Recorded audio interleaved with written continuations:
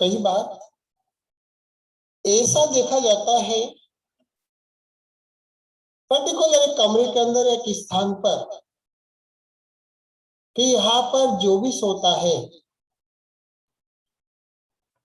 उसे अच्छी नींद नहीं आती, बेचैनी सी रहती है, मन चंचल रहता है, क्रोध की तीव्रता बढ़ जाती है या फिर किसी को अत्यधिक आलसी हो जाता है, कई बार तनाव ज्यादा बढ़ जाता है, मन में तरह तरह के विचार आते हैं, कई लोगों के मन में इतने परेशान हो जाते हैं कि आत्महत्या तक के भाव पैदा हो जाते हैं। ऐसे ऐसे लोग जो धर्म को जानने वाले, तत्व ज्ञान रखने वाले, कर्मों की गति को पहचानने वाले ऐसे ऐसे धार्मिक पुरुष भी कई बार अचानक से उनका मन बदल जाता है, उनके मन में अचानक से तनाव पैदा होते हैं और उन्हें ऐसा लगता है कि जीवन खत्म कर दिया। अचानक पर्टिकुलर किसी स्थान पर रहने से, कई बार देखने को आप भी देखते होंगे, कोई व्यक्ति जब तनाव में हो जाता है, डिप्रेशन में हो जाता है, तो हम कहते हैं इसे एनवायरनमेंट चेंज करो, घर से दूर लेकर के जाओ, किसी ऐसे स्थान पर लेकर के जाओ इसे जहां पर इसको अच्छा लगे, तो इसकी विचारधारा में परिवर्तन आएगा और आता भी है। जियोपैथिक स्ट्रेस, कई बार क्या होता है किसी एक मुख्य बिंदु पर जियोपैथिक स्ट्रेस अर्थात भूगर्भीय तनाव पैदा हो जाता है। वह भूगर्भीय तनाव उस पॉइंट के ऊपर ऐसी ऐसी घटनाओं को जन्म देते हैं जिसके बारे में कल्पना भी हम नहीं कर पाते, विचार ही नहीं कर पाते। अचानक जैसे किसी सड़क के किसी मेन बिंदु के ऊपर अगर जियोपैथिक स्ट्रेस अर्थात भूगर्भीय तनाव उत्पन्न हो जाता है तो उस पॉइंट पर आए दिन एक्सीडेंट होते रहते हैं। हमारे नगर के अंदर कोई चौराहा या कोई मोहल्ला या कोई ऐसा स्थान आ जाता है, अगर उस स्थान पर जियोपैथिक स्ट्रेस पैदा हो जाता है अर्थात भूगर्भीय तनाव पैदा हो जाता है तो उस स्थान पर अधिकतर झगड़े होते रहते हैं कि वहां पर कोई आएगा उसका स्वभाव उग्र हो जाएगा, जो भी आएगा उसका स्वभाव में परिवर्तन हो जाएगा। किस कारण से? भूगर्भीय तनाव अर्थात जियोपैथिक स्ट्रेस। अब अभी तो प्रश्न मन में आने लगा होगा कि जियोपैथिक स्ट्रेस क्या है, कैसे पैदा होता है, ये भूगर्भीय तनाव कैसे पैदा होता है? मैं बताना चाहूंगा। भूगर्भीय तनाव कई प्रकार से पैदा होता है। नीचे धरती के नीचे चट्टानों के खिसकने पर भी भूगर्भीय तनाव पैदा होता है। इस धरती के नीचे इलेक्ट्रिक तरंगे एक दूसरे को आपस में जब क्रॉस करती है तो उस बिंदु पर भूगर्भीय तनाव पैदा हो जाता है। किसी प्रकार की वायर केबल जब जमीन के नीचे से डाली जाती है और अगर एक केबल दूसरे इलेक्ट्रिक केबल को अगर वहां से क्रॉस कर जाती है तो उस क्रॉस पॉइंट पर भूगर्भीय तनाव पैदा हो जाता है। पानी का निकास हम देते, पानी की नाली आ रही है और उस नाली पर अगर पानी का बहाव भी एक दूसरे को अगर क्रॉस कर जाता है और वहीं से होकर के अगर किसी प्रकार से कोई इलेक्ट्रिक वायर अगर निकल रहा है उस पॉइंट पर होकर तो वहां पर भूगर्भीय तनाव अर्थात जियोपैथिक स्ट्रेस पैदा हो जाता है। ऐसे पॉइंट पर, ऐसे स्थान पर अगर कोई शयन करता है तो उसको बेचैनी रहती है, उसका मन नहीं लगता है, उसको नींद नहीं आती है, तरह तरह के उसके मन में विचार आने लगते, तनाव में रहने लगता है। ऐसे पॉइंट के ऊपर अगर कोई पौधा रख दिया जाए तो सूखने लगता है, पेड़, बड़े बड़े पेड़ तक झुलस जाते, बड़े बड़े पेड़ तक सूखने लग जाते हैं जियोपैथिक स्ट्रेस के कारण से।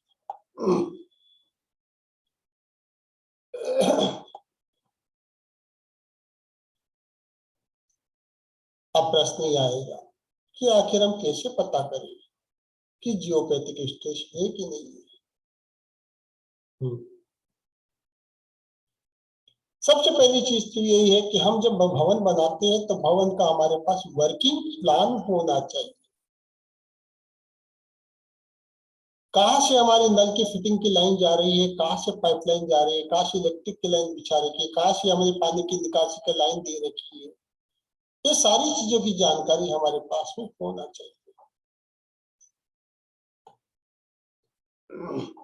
दूसरा यह है कि अगर किसी पॉइंट के ऊपर आप तनाव में रहते हो, आपका मन नहीं लगता है, आपको नींद नहीं आती, आपको बेचैनी सी रहती है, आपका स्वभाव उग्र होने लगता है या मन शिथिल होने लगता है, शरीर में पेन होने लगता है, तो आप उस स्थान को छोड़ करके दूसरे स्थान पर सोना प्रारंभ करें। अपने आप ही आपको रिलीफ महसूस होगा। और जब अगर ऐसा आपको लगता है कि दूसरे स्थान पर सोने पर आपको कुछ फर्क नजर आता है, अच्छा फील होता है, तो फिर समझ लेना चाहिए कि उस पॉइंट पर भूगर्भीय तनाव आता जियोपैथिक स्ट्रेस है, जिसके कारण से जो भी व्यक्ति उस स्थान पर सोता है या उस स्थान पर निवास करने लगता है, उसका स्वभाव में चेंज हो जाता है या उसकी बॉडी इफेक्ट हो रही है। ऐसे स्थान पर अगर हम तुलसी का पौधा भी लगाएंगे तो तुलसी का पौधा भी नहीं चलेगा, सूखने लग जाएगा। इसलिए अगर जियोपैथिक स्ट्रेस को चेक करना है तो जहां पर भी ऐसी संभावना नजर आए कि हाँ यहाँ पर ऐसा हो सकता है, तो आप वहां पर तुलसी का पौधा लगा करके देखिएगा। वो तुलसी का पौधा सूखने लग जाएगा, गलने लग जाएगा, काला पड़ने लग जाएगा, अगर जियोपैथिक स्ट्रेस उस पॉइंट पर आता है धीरे धीरे। और दूसरा विकल्प इमीडिएटली देखना है तो अब मशीनों से भी पता चलता है।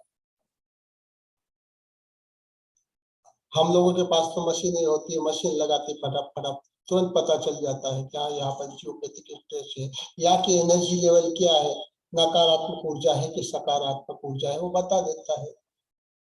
आजकल मशीनें सब तरह की आ गई है। हालांकि पहले हम लोग भी मशीनें यूज नहीं करते थे, अनुभव पहले से था, लेकिन आजकल मशीनों का भी सहयोग लेने लग गए, सहारा लेने लग गए। इतना तक पता चल जाता है मशीनों से कि आपके घर में पितृ देव है कि नहीं है,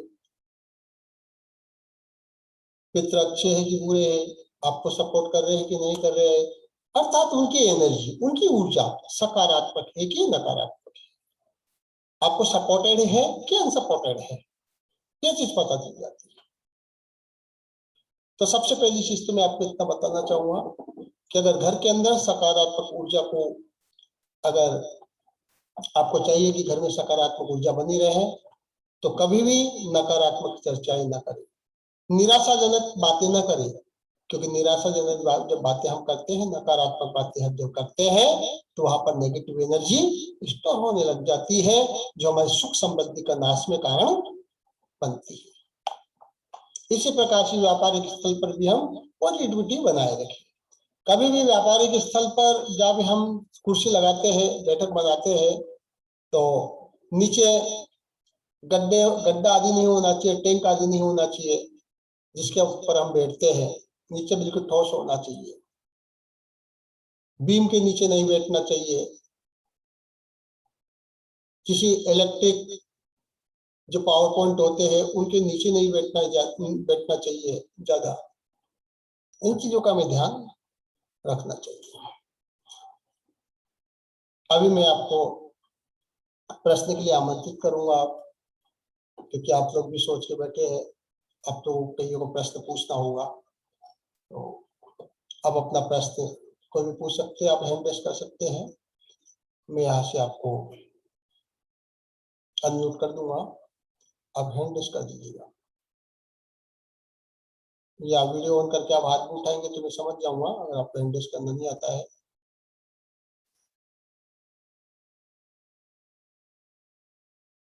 लेकिन आपको क्वेश्चन पूछने के लिए आपको वीडियो ऑन करना होगा। सुनील जी कोई प्रश्न पूछना चाहते हैं, उनसे शायद हो नहीं रहा है। सुनील जी, आप शायद कोई प्रश्न पूछना चाहते हैं, आप मोबाइल पे कोई सेटिंग करना चाहते हैं ना, आप पूछना चाहते हैं कुछ? नागपुर से है शायद सुनील जी, क्योंकि मैं देख रहा हूँ शायद मोबाइल पे कुछ फंक्शन ऑन करना चाह रहे हैं, उनसे हो नहीं रहा। चलिए मैं यहाँ से आपको सुनील जी एक मिनट, मैं यहाँ से आपको अनम्यूट करता, एक मैसेज आया आपके पास में, एक मैसेज आया है, उसे ओके कर दीजिएगा आप। हो गया, आप अनम्यूट हो गए सुनील जी। अरे आवाज कसा है ना?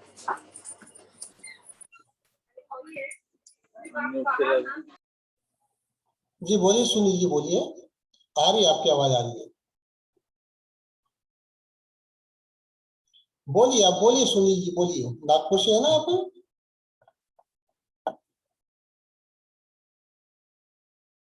आपको आवाज नहीं आ रही शायद जाएगी। चलिए कोई और प्रश्न पूछना चाहते हैं?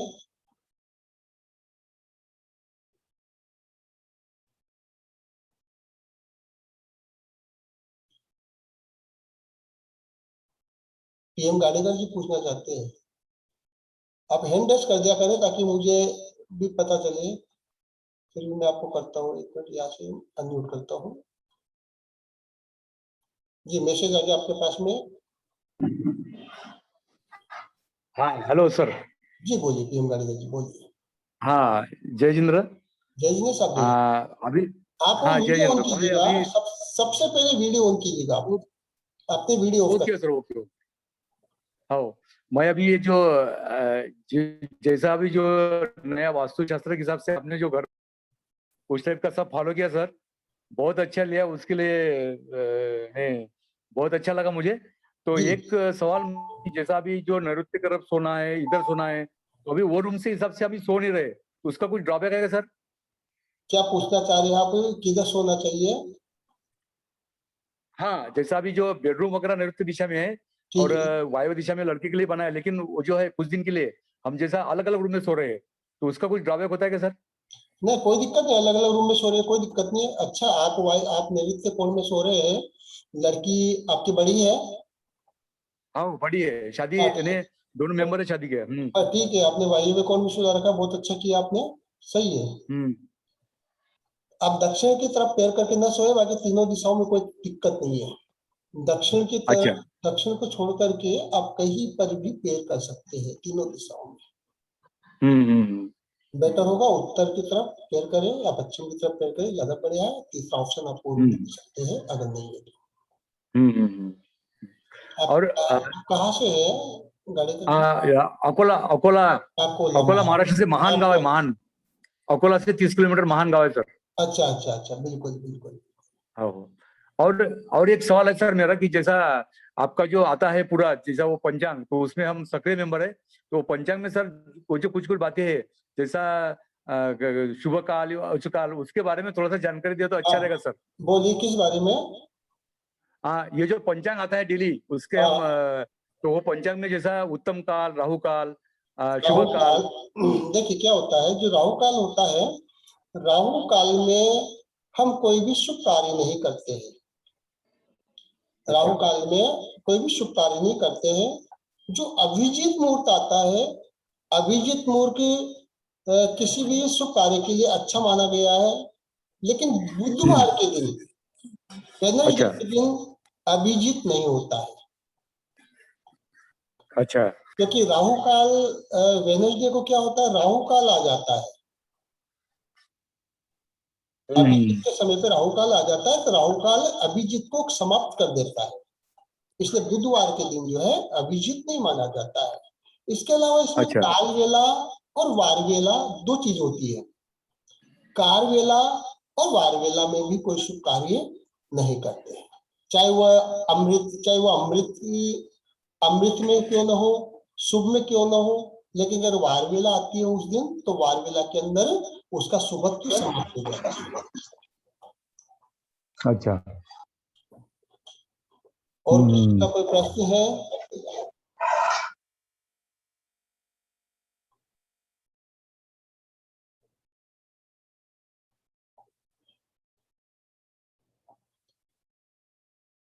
आप हैंड रेस कर दिए, यहाँ पर जिसका कोई प्रश्न हो तो हैंड रेस कर दीजिएगा, थोड़ी देर वो ले लेते हैं 5 मिनट, किसी का एक आध प्रश्न हो तो आप ले ले एक प्रश्न।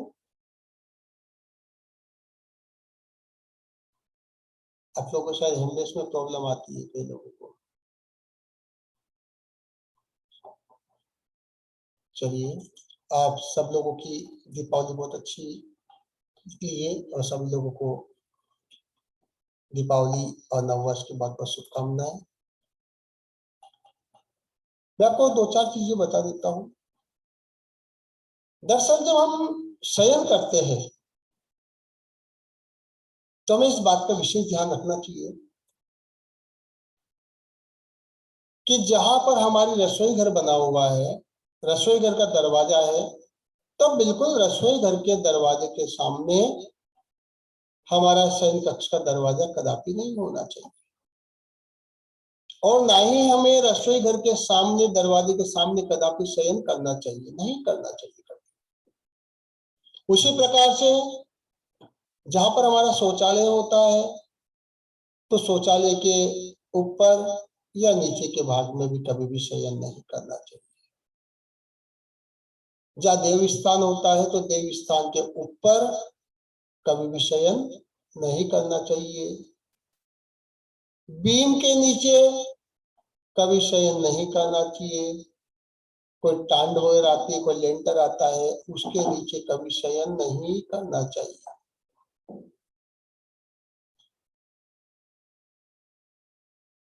ये चीजें होती है क्योंकि इन स्थानों पर अगर हम शयन करते हैं तो हमारे शरीर में प्रतिकूलताएं जन्म लेती है। वो प्रतिकूलता हमारी इम्यूनिटी को समाप्त करती है, और जब हमारी इम्यूनिटी समाप्त होती है अर्थात प्रतिरोधक क्षमता जब हमारी कम होने लगती है तो शरीर हमारा बीमार पड़ने लगता है, हम रोगों के ग्रस्त हो जाते हैं, रोगों से ग्रस्त हो जाते हैं। कई सारे केसेस आते हैं, कई जगह जाते हैं, हम देखते हैं। अभी भी हमारा 9 तारीख से 30 तारीख तक कंटिन्यू वास्तु विजिट का टूर है। अभी इधर दिल्ली का, इधर सहारनपुर तक भी अभी टूर है। इसके बाद उदयपुर, डूंगरपुर, उधर की तरफ भी पूरे एरिया में टूर है हमारा, किशनगढ़ वगैरह सब जगह। तो कई लोग हमें कहते हैं बीमारी क्यों पड़े। पहले से अगर हम अच्छी गाइडलाइन लेकर के चले, अच्छी जानकारी लेकर के चले, तब बीमारी नहीं पड़ेंगे। हम बीमार पड़ने के बाद में दवा क्यों लें, मजबूरी हो जाती है दवा लेने की। तो कोशिश ये करें कि बीमार न पड़े और प्रकृति से हमारा संतुलन बना करके चले। सिर्फ यही नहीं कि हम सिर्फ वास्तु के हिसाब से इस स्थान को छोड़ दें, उस स्थान को छोड़ दें, या शयन करना छोड़ दें, वहां शयन कर ले। इसके साथ साथ प्रकृति से भी जुड़ करके हमें रहना पड़ेगा, क्योंकि वास्तु यही है, प्रकृति से, प्रकृति का हमारे जीवन के साथ में मैचिंग, यही तो वास्तु है। लेकिन हम प्रकृति के साथ में तो रहना नहीं चाहते हैं, प्रकृति के हिसाब से चलना नहीं चाहते हैं, प्रकृति के विपरीत हम चलते हैं, तो फिर हम बीमार रहने लग जाते हैं। सवेरे सो करके समय पे उठना, समय पे प्राणायाम करना, थोड़ा सा चलना फिरना, दौड़ना, बॉडी को मूवमेंट करना, क्योंकि जब तक बॉडी मूवमेंट नहीं होगी, जब तक हमारी जो धमनियां हैं वो नहीं खुलेगी, धीरे धीरे ब्लॉक होने लग जाती है। इसलिए जरूरी होता है कि बॉडी में मूवमेंट होना चाहिए। ताकि वह धमनियां सिकुड़े नहीं। और जब धमनियां सिकुड़ जाती है तो उस स्थान पर ब्लड सर्कुलेट नहीं हो पाता है, ब्लड नहीं पहुंच पाता है, और जब ब्लड नहीं पहुंच पाता है तो वह स्थान हमारा बीमार होने लग जाता है, तकलीफ देने लग जाता है, दर्द होने लग जाता है उस स्थान पर। तो धीरे धीरे हमारा शरीर कमजोर होने लग जाता है। जब शरीर कमजोर होता है तो मन चिड़चिड़ापन आने लगता है मन में, और ये चिड़चिड़ापन हमारे कई रिश्तों को प्रभावित करती है। इसलिए बेटर होगा सबसे पहले हम तंदुरुस्त रहे, मन प्रसन्न रहे। जो कि हमारा मन प्रसन्न रहेगा, हम तंदुरुस्त रहेंगे तो हमारे व्यवहार भी बहुत अच्छा रहेगा, और जब हमारा व्यवहार अच्छा रहेगा तो हमारे रिश्ते भी बराबर संतुलित रहेंगे, अच्छे रहेंगे, मीठे रहेंगे रिश्ते भी एक दूसरे से। तो इन सब चीजों का हम ध्यान रखें। और अगर किसी का प्रश्न हो तो मैं 2 मिनट के लिए पूछ सकता है कोई, बाकी समय हो गया है, 8:30 बज रही है। और आज की इस वास्तु सेशन का समाधान को हम यहीं पर विराम देंगे। अगर किसी का है तो जल्दी से पूछ ले।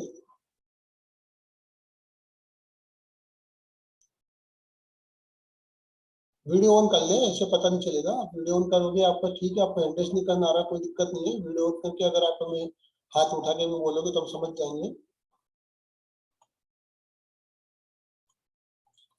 चलिए, कोई दिक्कत नहीं, अगले रविवार को फिर से ट्राई कीजिएगा। और तब तक के लिए सभी को जय जिनेंद्र, शुभ रात्रि।